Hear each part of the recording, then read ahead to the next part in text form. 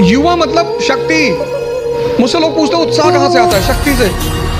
जब लोग हंसते हैं ना तब बहुत दर्द होता है। पढ़ाई के साथ साथ जो इक्वली इंपॉर्टेंट चीज है वो है पर्सनैलिटी, तुम्हारी साइकोलॉजी, तुम्हारा सोचने का तरीका।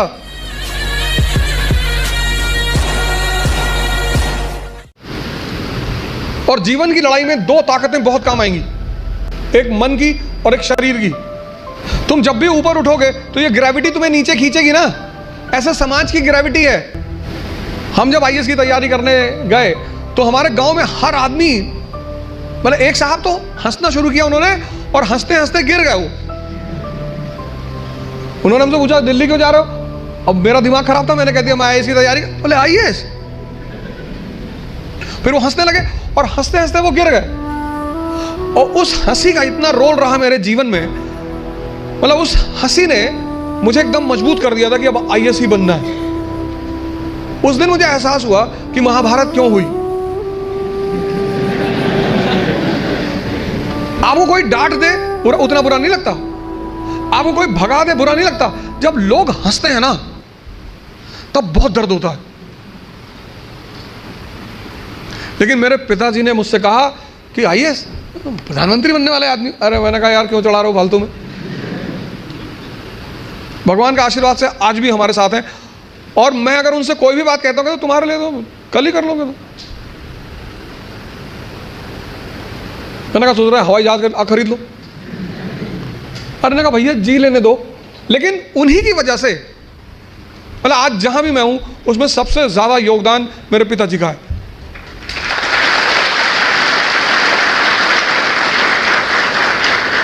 और वो योगदान क्या है सबसे बड़ा? उन्होंने मुझे कभी निराश नहीं किया। हमेशा हर चीज में, अरे तुमसे क्यों नहीं होगा, तुम ही करो। मैं जब सेमिनार लेने निकलता हूं तो आमतौर पर उनसे बात कर लेता हूं। कोई भी मैच हो तो जब मैच खेलने आप उतरते हो ग्राउंड पे तो हर मैच में एक फीलिंग तो रहती ही है। मैं उनसे बोलता हूं कि यार सेमिनार है, हाँ ठीक है तुम जाओ, तुम एक दिन यूएन में भी बोलोगे। और वो चीज इतनी उत्साहित कर देती है। तो मैं सब लोगों से यहां रिक्वेस्ट करूंगा कि आप योग और ध्यान से जरूर जुड़ें। ध्यान किसी धर्म का नहीं है, उस ध्यान पर किसी धर्म विशेष की मोनोपोली नहीं है। ध्यान का सीधा सा मतलब है अपने मन को समझना। आप में से बहुत सारे लोग हैं जो 10 घंटा पढ़ना चाहते हैं लेकिन ये पढ़ने ही नहीं देता होगा। तुम्हारी जीत किस पर निर्भर करती है?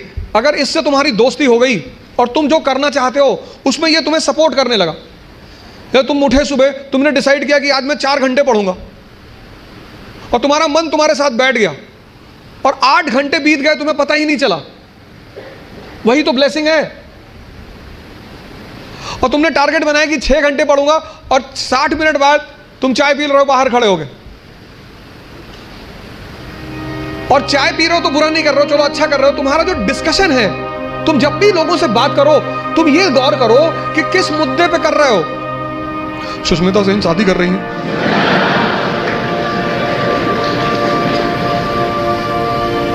तुम्हारा चाय पीना भी बुरा नहीं है, तुम्हारा डिस्कशन करना भी बुरा नहीं है। बुरा है तुम्हारा मुद्दा।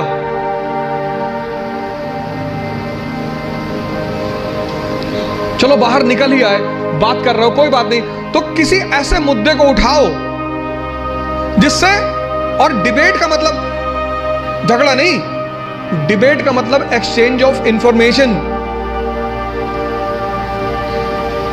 पूरी जिंदगी तुम ये कभी नहीं कह पाओगे कि अब मुझे सब कुछ आता है, और जिस दिन तुमने ये कह दिया किसी मेंटल हॉस्पिटल जरूर चले आना।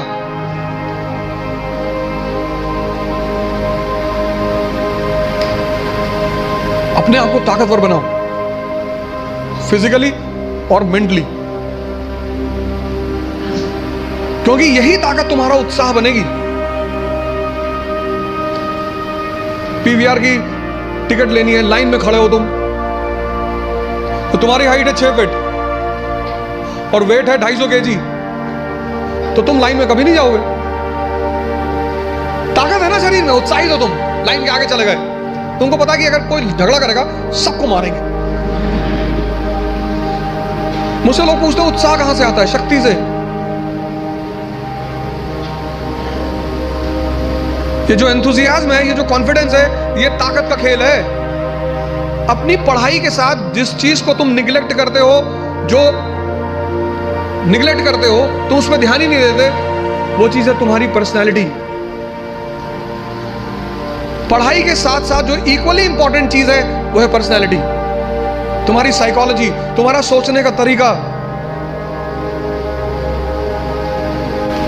सिर्फ किताब लेकर खड़े होने से बहुत बड़ी बात नहीं होती। सिर्फ वेपन लेकर खड़े, महाभारत के युद्ध में अर्जुन के रथ पे शिखंडी खड़ा हो जाता है। भीष्म पितामह इससे क्या लड़े? हथियार उसके भी हाथ में है, लेकिन वो मानते नहीं उसको। जीवन में एक और अहम बात है, वो है व्यक्तित्व। व्यक्तित्व का मतलब बदमाशी नहीं होता। कॉलर खड़ा कर लिया, 3 बटन खोल ली, चाबी नचाते हुए जा रहे, ये सब नहीं होता।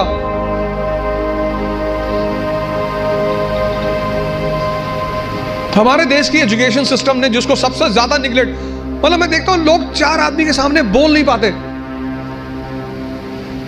10 लोग बैठे हैं, वो बोलेंगे ही नहीं।